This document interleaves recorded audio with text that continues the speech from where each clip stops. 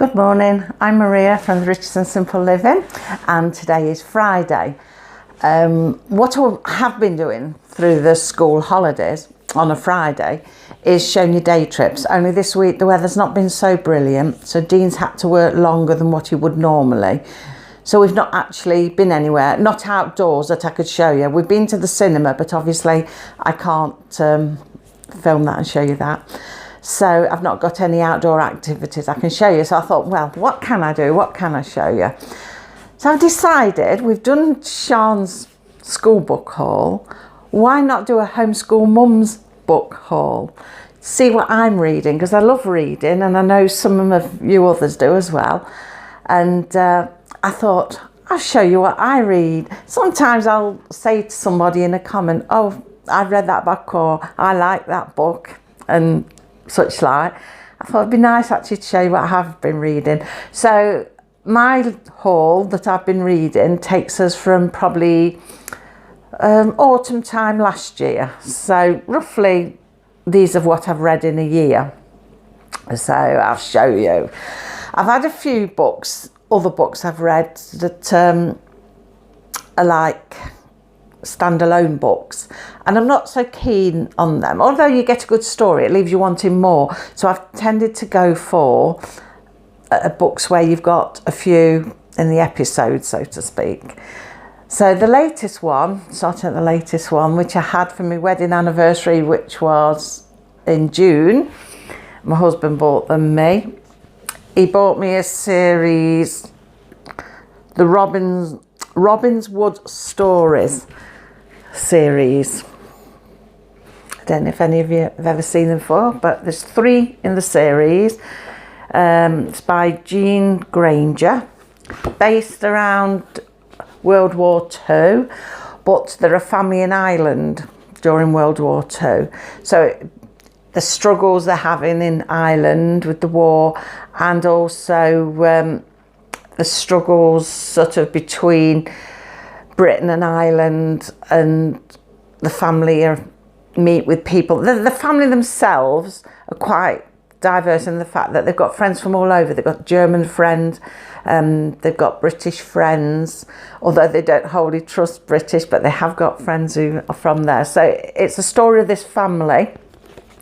It's set in like a manor, which is Robin's Wood, as you can see on the front. The lord and lady of the manor, the lord died, left the lady with lots of debt. She got son and daughter, and the son was very friendly, grew up with one of their, I wouldn't say servants, but they worked for them on the estate. They got their own house that belonged to the estate, and they took care, the dad took care of the farm and everything, and the mum sort of took care of cooking, cleaning, things like that, really. I suppose it is like servant, but you know, they worked for them. And they've got 3 girls of their own, and one of the girls grew up close to one of the sons, so you can imagine how the story's going to go. But the story starts off in 1939. I'm always better if I turn this way because of the light. You'd think I'd remember that by now. It involves a lord and lady Kennevic and their adult children. They live a life of decayed opulence as the money needed to keep such a large house and grounds ever dwindle. Should remember to breathe, shouldn't I? Meanwhile, the Murphy family, now they're the ones who work for them, Dermot and Isabella and their 3 almost grown-up girls live and work on the estate, and they do their best to keep everything running smoothly. But social structure is vital and everyone knows their place. But as war looms, both families find themselves drawn into the conflict and begin questioning everything that was once true. So it says, from the leafy grounds of an Irish stately home to the bombed out streets of London in the Blitz, allow yourself to be swept away once more in Jean Granger's latest best-selling historical saga. So it's quite good. So it tells the tale of them and how the lady never liked the place anyway. They'd lived in India prior to coming to Ireland, to this manor, and she didn't like it there and wanted to go to London, and which she eventually did do. And the son had gone to war, and her daughter's very la-di-da, but things all change in that respect. Then there's part 2, Return to Robin's Wood. It says, years of neglect and abandonment have left the family seat of the Kennevics almost derelict, but the new Lord Kennevic, this is the son, when the dad died, the son became the new Lord, and his charming young wife, Kate, are determined to breathe life into the old house once more. So from the first book to the second book, Kate was one of the Murphy girls, and the Lord Kennevic was obviously the son of the original Lord and Lady, and they'd grown up together and fallen in love without them knowing it, but he went off to war and he managed to get her a job in the base where he was. She ran away with one of her sisters to London to work in this base, and they just, you know, eventually admitted to each other they were in love, and they got married against the wishes of his mum, and there's lots of tassels and who's and ahs, as you can imagine. So the war is now over and they've survived, so now they've got to set about making a bright future for themselves and their family, but the shadow of the past are ever lurking, and there are many who are not willing to see the new Lady Kennevic as anything more than the housekeeper's daughter. Kate's family, the Murphys, find themselves once more inextricably entwined with both the Kennevics and Robinswood, but this time everything is different, or at least I hope it is. So the legacy of war cannot be erased, and the events of those fateful years will not be forgotten. Can Robinswood provide a haven for those who need it, or are the scars of the past too deep? So there's quite a lot of stories going on in the background as well with Kate's two sisters. One of them was really truly in love, got married, they'd been trying for a baby, couldn't have one, and then they tried one afternoon and he went back to work and got killed at work, and you're all thinking then, oh, you know, probably she's pregnant, and it was all okay, she had his baby and that, but she found out she wasn't pregnant, and she became a recluse in another manor with another family, but even that's all entwined with her dad, and the family she moved in with, the lord of that family or the gentleman of that family, was entwined with something that the dad had done, and they'd had IRA connections around World War I time, and yeah, there's a lot going on, an awful lot going on. Then they did a number 3, Trials and Tribulations. So they assumed their roles as the new Lord and Lady Kennevic and returned to Robinswood with the plan to drag it back from the brink of dereliction. But it was taking its toll on Kate and Sam, but now had got a young family of their own, and they'd only got a limited budget. So they decided to turn it into like a hotel for paying guests. Kate's elder sister Eve and her husband Bartley had found happiness in each other. And Aisling, it's hard to read Irish names sometimes, Aisling, the middle sister, obviously she'd gone off. So they're really good stories. I could go on forever about it. I'm picturing it in my head, and there's so much. I just want to keep telling you about it, but there is absolutely loads going on. The 3 books are packed with lots of things and adventures from these girls and their families and their friends, and everything connects, and it is really good. So if you like things like that, they're a brilliant series to get. The Robinswood story. Keep wanting to say Robin Hood. Robinswood story. So another set of books I've been reading, and there's a new one due out at the end of October, but I'm putting that on my Christmas list because nobody ever knows what to buy anybody. So everybody writes things they want all year down, pop them on a list and cross them off if they've bought them or what have you. But what's left, people will grab the list and, you know, buy for Christmas, so you don't know what you're going to get then. But these are the Bobby Girls books. Now these are also a wartime series, but it's First World War this time, and they're like the pre-runners of the WPCs today. They were women that went to help the police force. They weren't looked on as police women or policemen as they would have known then. They weren't looked on very kindly. They were just given menial jobs to do, to humour them really, but they were proving their worth. It's their struggle to prove their worth, and at the same time you learn about their relationships, why they're there, and their family and tussles and things like that. So This one was 1914. Maggie and her new friends, Annie, Irene and Sarah, come from very different backgrounds, but they've got one thing in common. They've all signed up for the Women's Police Volunteers. They can't wait to show the men just what they're made of. But soon Maggie realises she's in over her head, hiding her involvement with the WPV from her tyrannous father. Oh, he was an horrible man.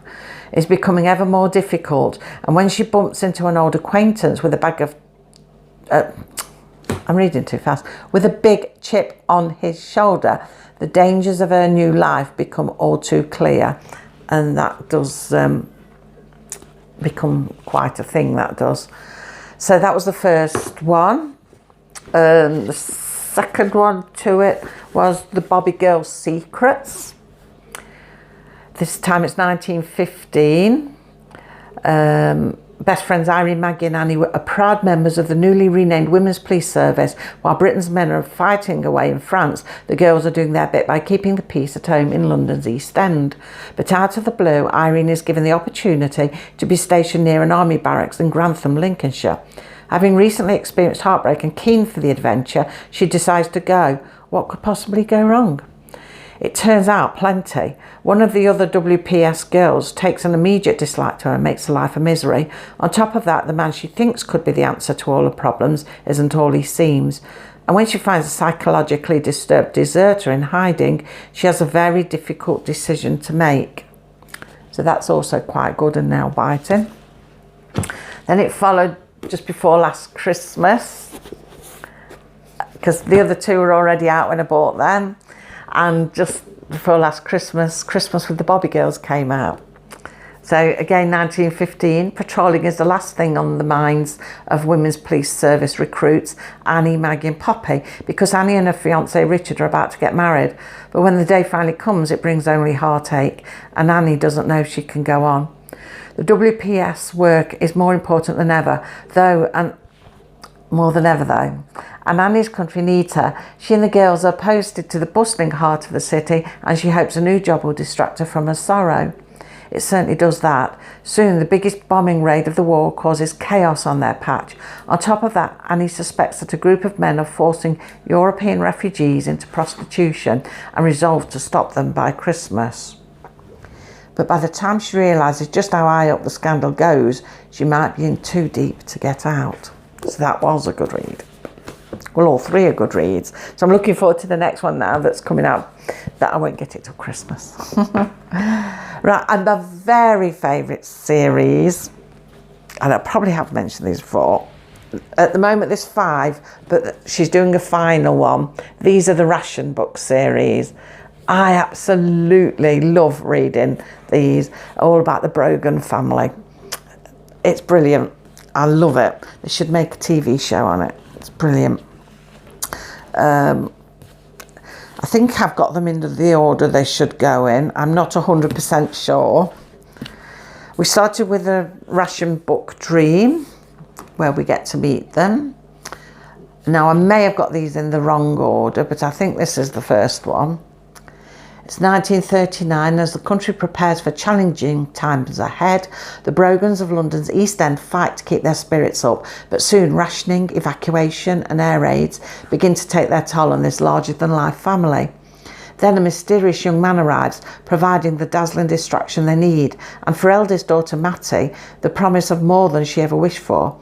As the pair fall deeply in love, they're drawn into danger and must race to protect their beloved East End community. But can their dreams for the future survive the darkness of wartime London? It's brilliant.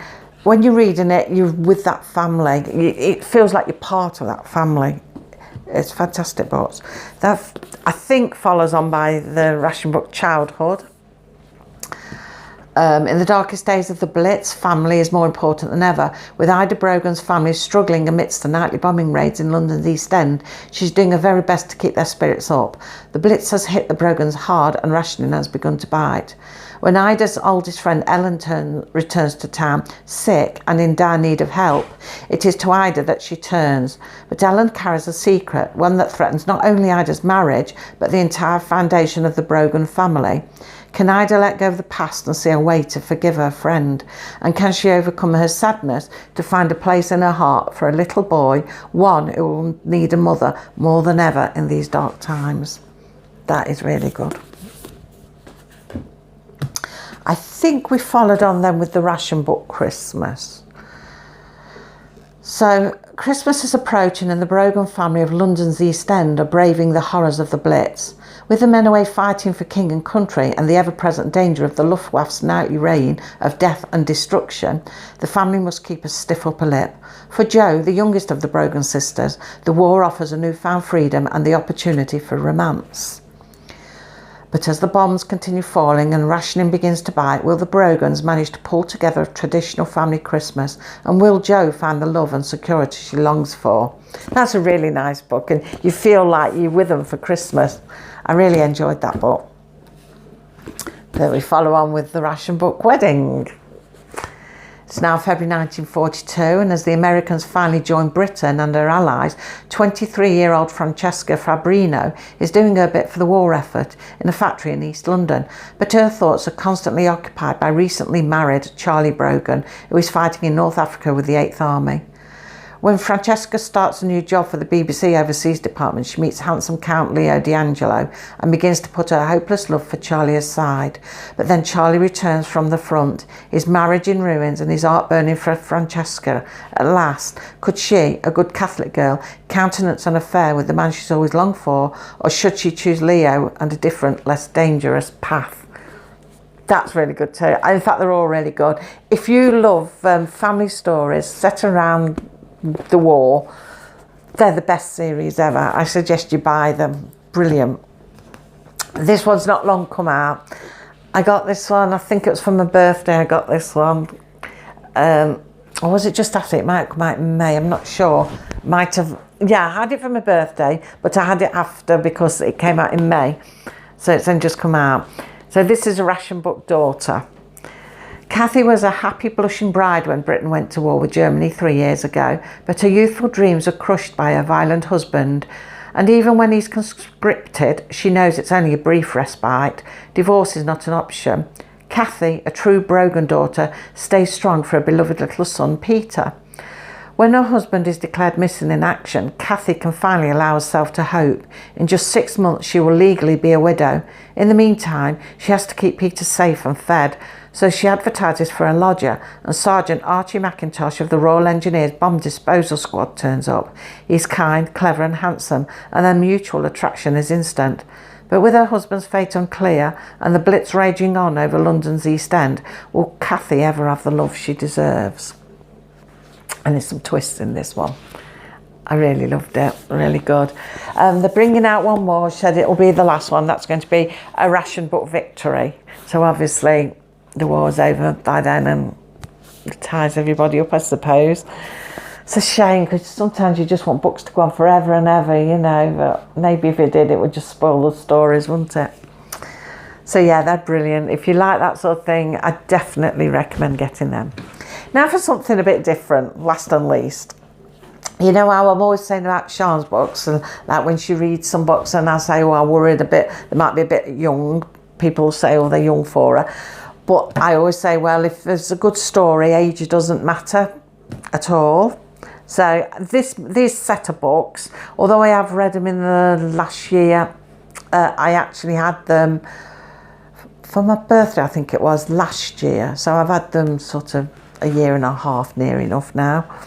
But I've been reading them through the year. So for age, let's get them the right way up. Mary Poppins collection. See what I mean? It doesn't matter if you like a story, it doesn't matter what age you are. If you are keen on something, you're never too old for anything. I love Mary Poppins. I got the movies. I went to the cinema to see Mary Poppins #2. Then I bought the DVD.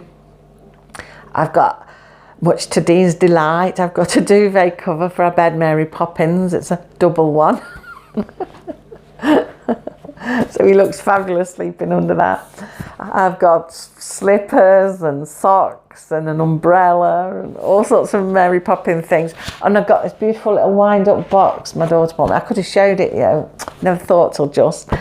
And you wind it up. You know those that wind and they go round and the little prongs hit little dots and makes a tune as it goes round. And I got that playing. I'm not sure if it was a Spoonful of Sugar, I'm not sure now, but it's one of the Mary Poppins songs. It's so nice. So I'm mad on that. So yes, I've read the Mary Poppins books.